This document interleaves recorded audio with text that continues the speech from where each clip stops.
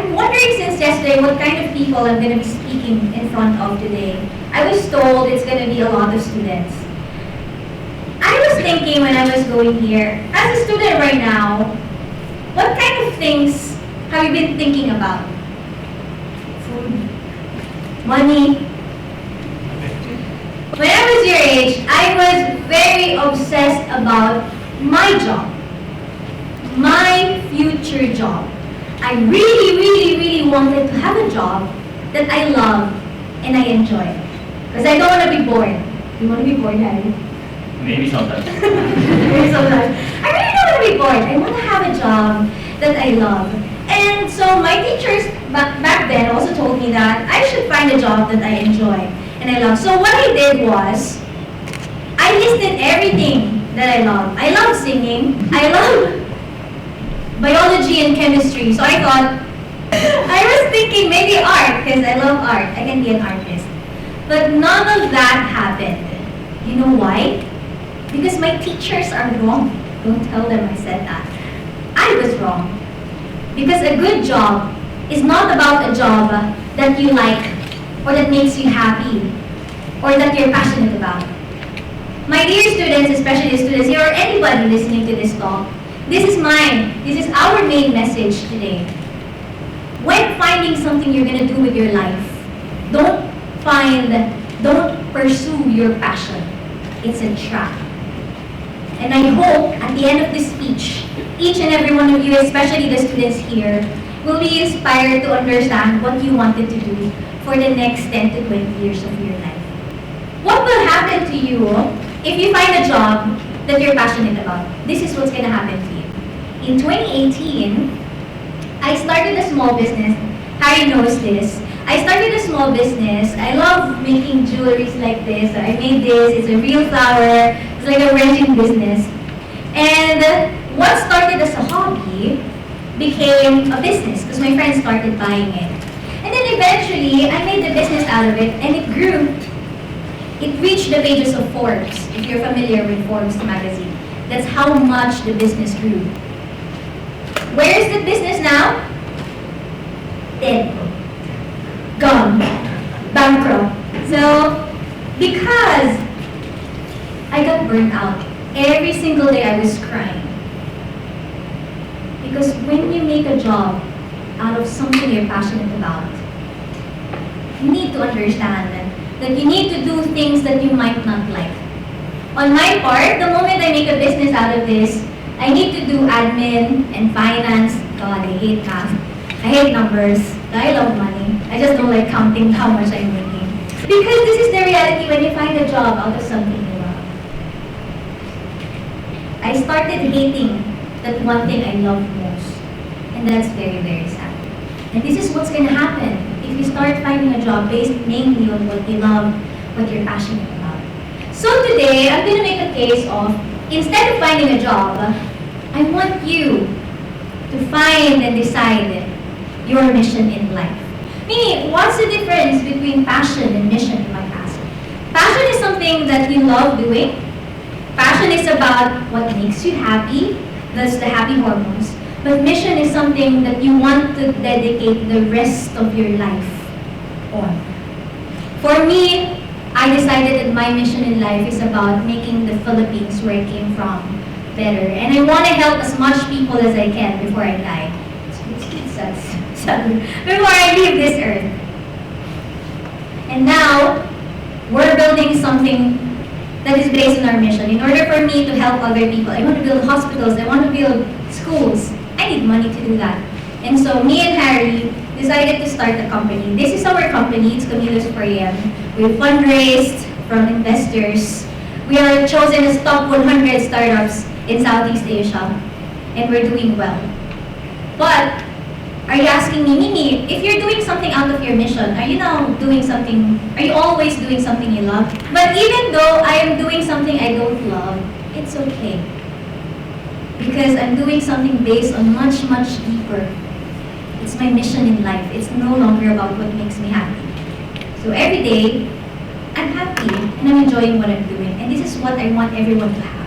So now, before I pass this to Harry, when you find your your mission in life, the job doesn't matter anymore, whatever it is that you're gonna do.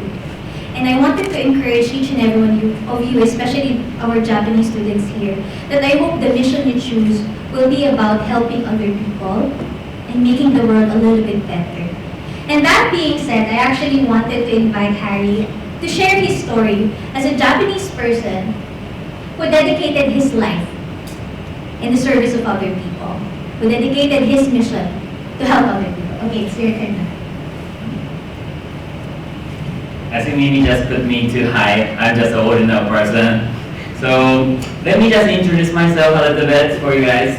I was just born here in Gifu, and also I grew up here in Japan until 22 years old. And then so it's nothing special that my career, this is my photo around 8 years ago, but it's just photo, and then also before I flew to the States, like I study abroad, but until then, it's just ordinary person. So for example, when I was in the high school, so I joined the soccer club because I just want to be popular. And I just want to be like, popular in the college, university. I also joined the street dance club. You just want to have girls. Yeah, it looks cool. And then, after that, when I was 22, in university, Kwansei University in Kansai, and I also applied for Toyota, because Toyota looks nice, the big company, everyone knows Toyota, and then I want to be popular too, and then I got rejected. And then thanks to Toyota, I'm here now. Thank you very much. That was actually seriously one of the best things happening in my life, that rejection from Toyota. And then after that, I decided to go to the States, California. And then so I stayed there around 1.5 years, and then I started marketing there, this one. So at that time, well, I graduated here, and then I came back to Japan. And then I got a really great job. So after studying abroad, so many companies approached me like, we want to hire you. I got a lot of like, offer from like a SoftBank and then a lot of big companies. And then I also got the sort of like a dream job that everyone wants to join it, like Jojo Kikyo, like IPO company. And then I quit 8 months because I was surrounded by very, very smart people, and then it's also well paid. Like every month, like, the saving account is always going up. I'm rich. And then, but I quit 8 months because I felt something wrong. It's like not really connecting my missions and visions. Even like, I'm doing well job, and then everyone like, oh, you're working in a really good company. I was not satisfied, and I quit 8 months.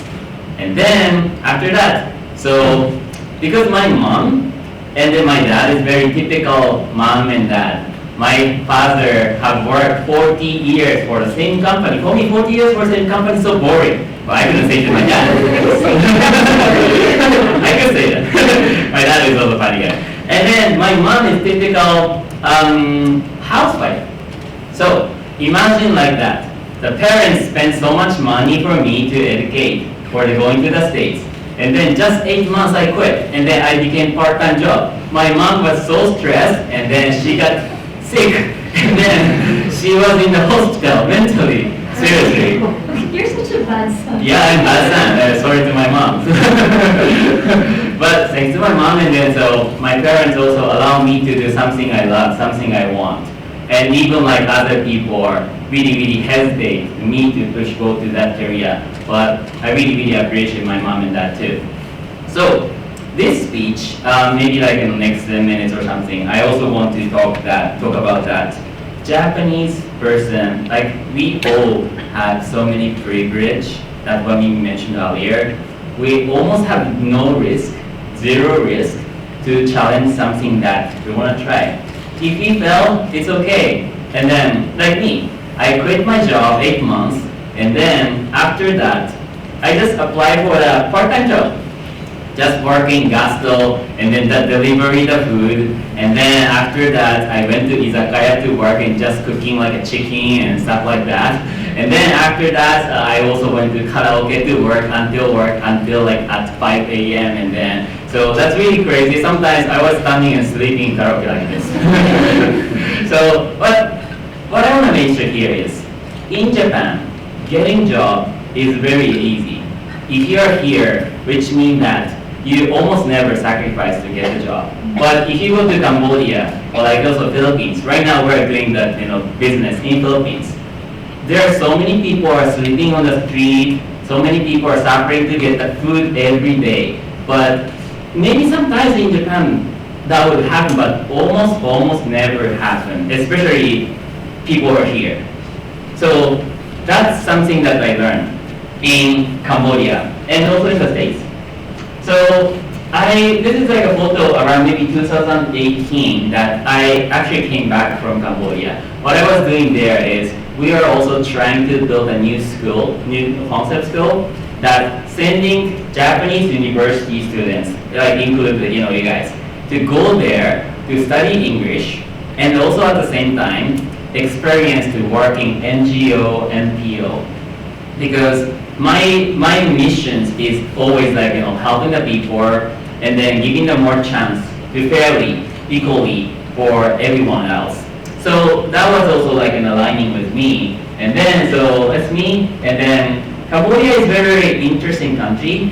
I don't know how many people have visited Cambodia, but Siem Reap is a really beautiful city. Before I was in California, South California. And then I also have working intern in New York City.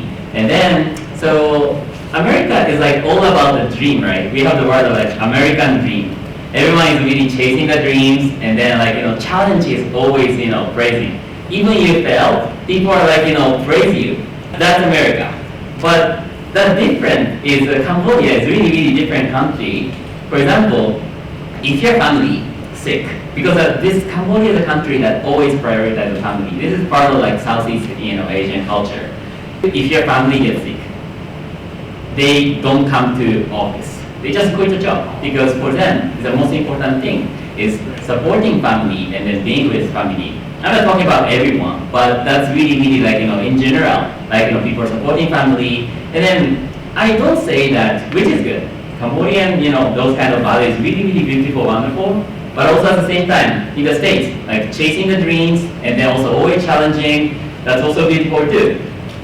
And these kind of experiences make my views really big. And then now, so we could also start the company like 2 years ago. So maybe people consider that, how can you be the CEO of the startup? Like how can you start a company? And then even like my friends and then also like other people like talking about how can you do that? It's very easy. Oh no.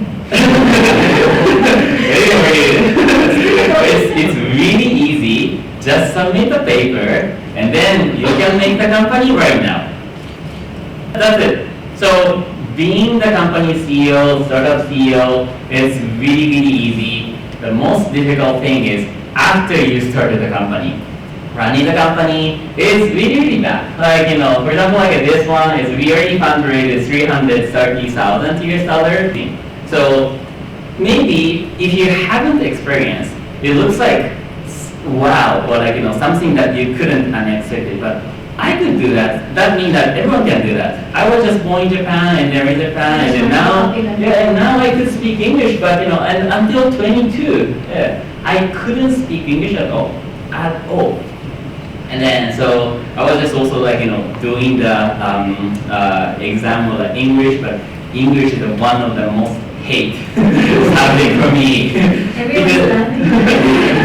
Maybe you guys also relate with that, right? Why do I need to English? I'm Japanese, I'm living in Japan. So that's what I was thinking. But after I started to realize that my mission, vision, and what I also want to pursue in the life, English is a communication tool. If you can speak English, the chance and opportunities for you can be increasing. And then, luckily, after I came back from Cambodia, I met Mimi. So, but luckily I also, could meet this wonderful person, and then actually we just got married, and then this month actually we are going to have the wedding. So,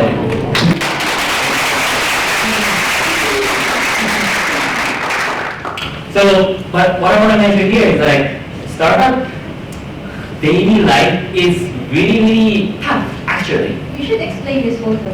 This is a photo that it looks like a warehouse, right? But this is my house and It's a our house.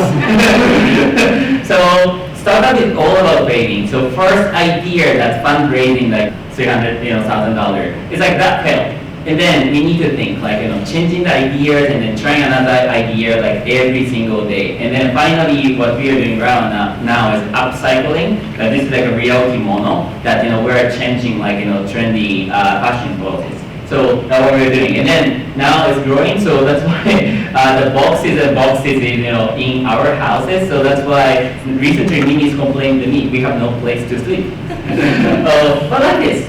So this is really, really challenging, and then Mimi is crying almost every day or every week, and then we're fighting each other. But my life is really beautiful because I know that I'm always, pursuing to the missions. So that's the things. And then so we got the office in Manila, and then this is really dirty, tiny, small spaces. But Facebook also started from the dormitory. Google also started from the the garage. So we also have like dreams. So I also want to close this the speech that Japanese people, including me, have a lot of privilege. Imagine like that GDP, we're the top 3 or 4. Like recently maybe went down 4, but still 4.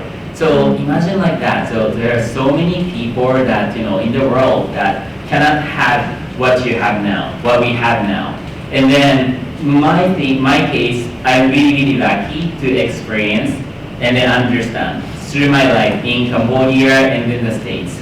So, and thanks to Toyota, I got rejected in that year. The title of this speech is Thank You to You. So that's great. It's like, there's no risk to challenge, and then if you just fail, just go to the Vital, or like I can also just flew to Cambodia and then meet my friend and then just happy life. So if it's no risk, we can always take the risk and then to challenge it. And let me just close this by saying that a lot of you here, as Harry mentioned, you have no risk to fail, and even if you fail, you have several options for you. So at the end of this speech, as an example of Harry's life, I hope, my dear students here, your lesson for today's TED Talk is, instead of finding a job, find your mission in life. And I hope you decide that that mission is all about changing the world, changing Japan, changing another country, and helping more people.